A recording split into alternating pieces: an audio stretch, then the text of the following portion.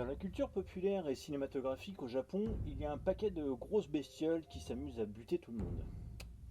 Mais il y en a une en particulier qui a marqué l'histoire de son empreinte. Bien sûr que vous connaissez toutes et tous les lézard géant et un tantinet nucléaire. Mais c'est pas mon job de parler des grosses bestioles qui butent tout le monde. Ça, c'est son job à lui. Et d'ailleurs, tant qu'on y est, on en profite.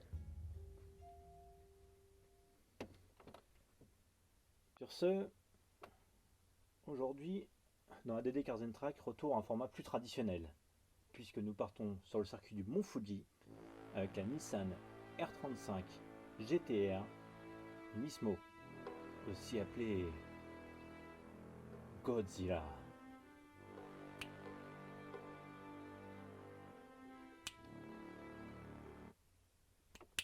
Wow!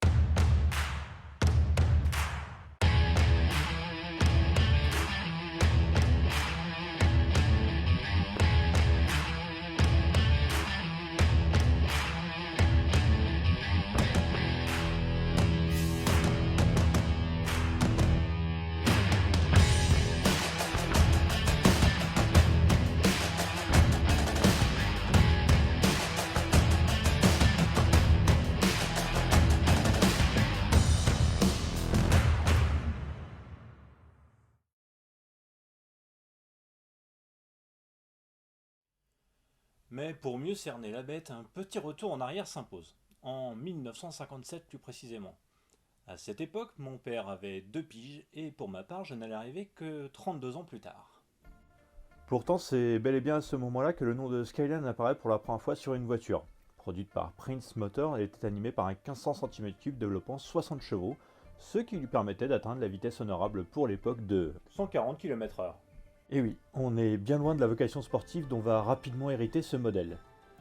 En 66, Prince s'est approché par Nissan qui ne leur laisse pas le temps de compter jusqu'à 23. Oui, parce que Nissan en japonais ça veut dire 23. C'est. C'était une blague. Non. Bon. Il devient donc Nissan. Le Skyline en profite alors rapidement pour prendre du muscle. Alors, ce qu'il faut savoir, c'est qu'à cette époque, le sport automobile au Japon n'en est qu'à ses balbutiements. Mais très vite, des constructeurs comme Honda, Toyota ou Nissan vont s'engouffrer dans la brèche, proposant des petites sportives avec des petites cylindrées, mais extrêmement efficaces sur circuit. C'est d'ailleurs pour la première fois en 1969 que ce badge qui va devenir absolument mythique est apposé pour la première fois sur une Skyline. GTR. On se souviendra également des impressionnantes versions silhouettes du groupe 5 ayant couru entre 82 et 84 sur la génération R30, avec un 4 cylindres gavé par un turbo de camion et pouvant cracher pas loin de 650 chevaux.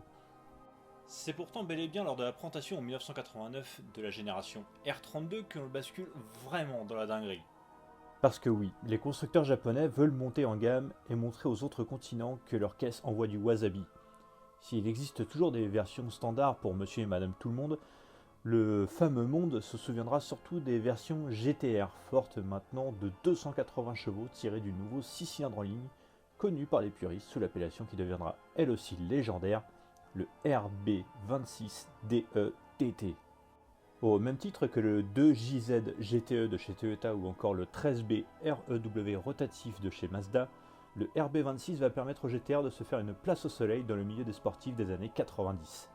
Avec son châssis affûté et ses 4 roues motrices, le R32 afflige une correction à ses concurrentes qu'elle affronte dans tous les championnats où elle s'engage. C'est simple, celle que l'on surnomme déjà Godzilla, met tout le monde à genoux. C'est également sur cette génération que l'on découvre le savoir-faire du département sportif de Nissan, Nismo. Pour vous la faire simple, c'est la contraction de Nissan Motorsport. Easy, n'est-ce pas? Dans le milieu des années 90, les versions R33 et R34 contribueront elles aussi à faire entrer le GTR encore un peu plus dans la légende, avec des versions toujours plus incroyables telles que les ultra rares R33 400R et R34 Z-Tune, toutes deux préparées par Nismo. Il y aurait tant à dire sur Nismo, mais ce serait beaucoup trop long pour cette vidéo, et si ça vous intéresse, eh bien on pourrait se faire un épisode un jour sur ce préparateur légendaire des sportifs de chez Nissan. C'est ainsi en 2003 que la saga des GT-R et du Skyline s'achève, récupérée par Infiniti, la filiale haut de gamme de Nissan, redevenant ainsi un modèle typé luxe.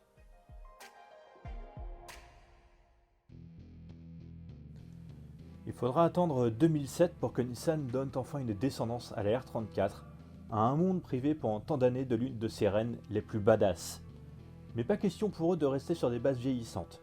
Celle qui apparaît à présent sous la seule dénomination R35 GT-R part d'une feuille totalement blanche. Tout est nouveau, à l'exception du blason Nissan sur la calandre. Ce coup-ci, plus question de rigoler du côté de la firme de Tochigi. On parle là d'une supercar et non d'une simple GT. La première mouture du V6 3,8 litres biturbo développe 485 chevaux.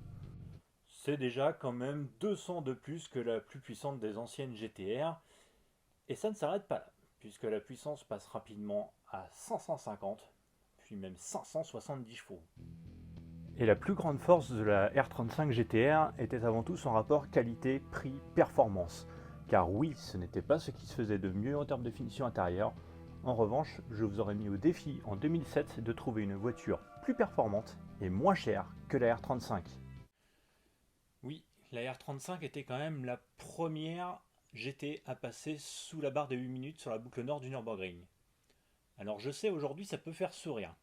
Mais à l'époque, croyez-moi, ça tirait la gueule dans la concurrence. Pire encore, la nouvelle supercar nippone se permet de titiller la reine des superlatifs, la Bugatti Veyron, sur l'exercice du 0 à 100 km/h.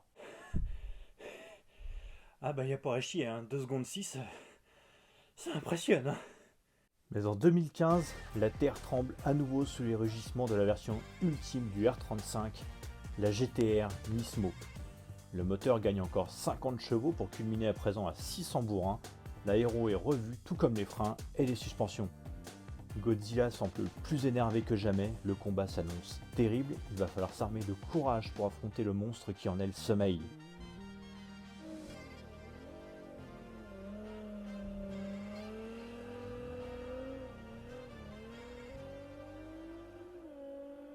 Ouais, d'autant qu'aujourd'hui la météo est capricieuse au-dessus du mont Fuji.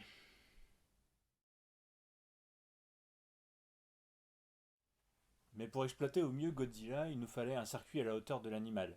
Et quoi de mieux que l'un des plus beaux circuits japonais, Fuji. Petit retour rapide sur l'historique de ce circuit mythique. Achevé en 1965, ce tracé aux 16 virages rapide de 4563 mètres est niché au pied du mont Fuji sur l'île d'Honshu et est la propriété de Toyota depuis les années 2000. Célèbre pour ses paysages et panoramas somptueux, sa longue ligne droite de presque 1,5 km et sa météo, comment dirais-je... pourrie. Ah oui, c'est ça, voilà, merci, je cherchais le mot exact. Oui, bah écoute, quand tu sais pas, tu me demandes, enfin. Oui, bon, ça va, je peux continuer? Merci.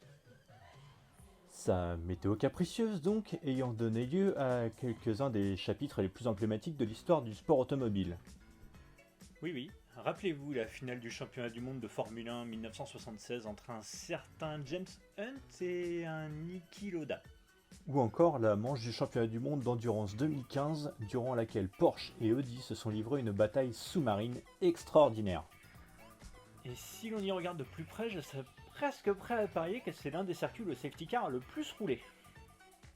Circuit vallonné, rapide et technique à la fois, le Fuji Super Speedway reçoit de nombreux championnats tels que la F1, le WEC, le Super GT, le Super Formula ou encore l'Asian Le Mans Series. Actuellement, c'est le Brésilien Felipe Massa qui en 2008 a établi le record au volant de sa Ferrari F2008 en 1 minute 18 secondes 426 millièmes. A noter également que le circuit du mont Fuji a été le théâtre des courses cyclistes pour les JO paralympiques en 2020.